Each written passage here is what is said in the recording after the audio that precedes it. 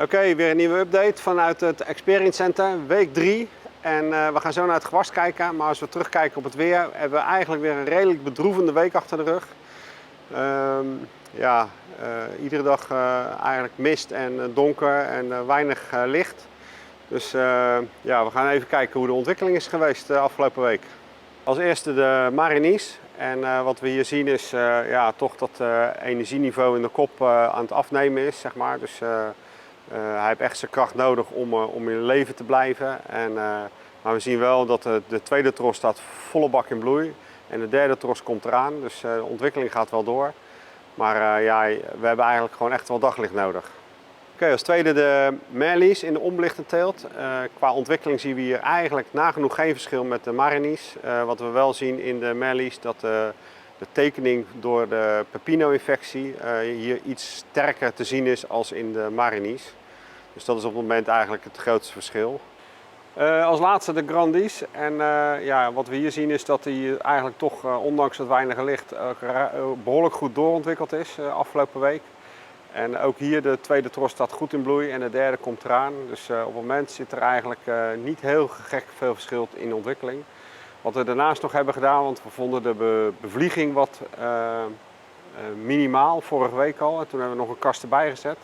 En deze week hebben we echt de kast boven het gewas geplaatst. Eerst stonden ze eronder.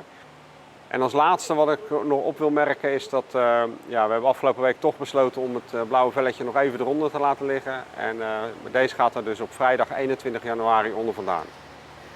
En zoals jullie weten doe ik natuurlijk het werk in het Experience Center niet alleen. En toevallig lopen we hier Jari tegen het lijf. Kun jij vertellen waar je mee bezighoudt op het moment? Nou, ik ben regelmatig in het De Ruiter Experience Center te vinden. En ik hou me bezig met de pre-commerciële rassen. Dus de rassen eigenlijk 1 jaar van introductie. En hier ga ik met name naar die rassen kijken van hoe is nou bijvoorbeeld een jaar rond de eerste ontwikkeling, hoe zien die trossen eruit, wat zijn de planttypes. En om daar zeg maar een goed beeld van te krijgen. Oké, en zit er nog wat bij? Ja, er zitten hele interessante bij. En tevens ook, ga ik ook even een kijkje wagen bij de Grandies. Die natuurlijk afgelopen jaar commercieel is geworden. En ik ben wel heel benieuwd hoe die dit jaar erop gaat staan. Oké, nou dankjewel. Oké, nu even geswitcht van de onbelichte teelt naar de belichte teelt. En hier sta ik weer bij Marinis, die we als eerste doen. En zoals je vorige week zag, was alles nog kei groen. En we hebben nu de eerste kleur, dus dit betekent ook dat we volgende week de eerste oogst zullen hebben in dit segment, zeg maar. En het ziet er eigenlijk netjes uit. Hè? Mooi 3, 4 trossen, bijna volgroeid. De volgende is Merlies en vergelijkbaar stadium. We hebben het idee dat het vruchtje ietsje kleiner is als de Marinis, maar verder zeker vergelijkbaar. En ook hier netjes 2, 3, 4 trossen al redelijk gevuld. Dus we verwachten hier volgende week te gaan oogsten en dan iedere week een trosje eraf te oogsten. Daarnaast is het zo, als we kijken naar de belichting, zijn we deze week iets meer gaan belichten op basis van stroomprijzen. Dus dat betekent dat midden in de nacht is soms, gaat de prijs zelfs naar 0. En 's middags na 4 uur is de prijs bizar hoog. Dus we proberen echt te belichten op momenten dat de prijs acceptabel is. Dat betekent dus wel dat we dus een meerdaags gemiddelde aanhouden om toch aan je lichtniveau te komen. Als laatste de Grandies. Ook hier zien we de eerste kleur komen, dus dat zit allemaal redelijk in lijn. De Grandies is daarentegen de zwaarste van de 3. En die heeft zelfs nog een soort extra rib.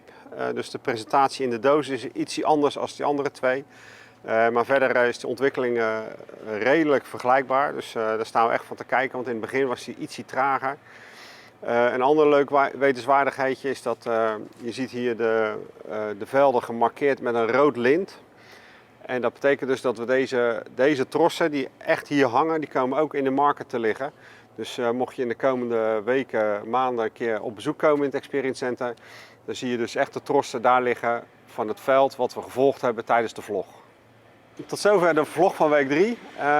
Sinds 1 januari zijn we ook weer open met het Experience Center zelf. En het bezoek begint langzamerhand een klein beetje te lopen. Dus mocht je een keertje op bezoek willen komen, neem contact op met je accountmanager. En ik zou zeggen, tot ziens.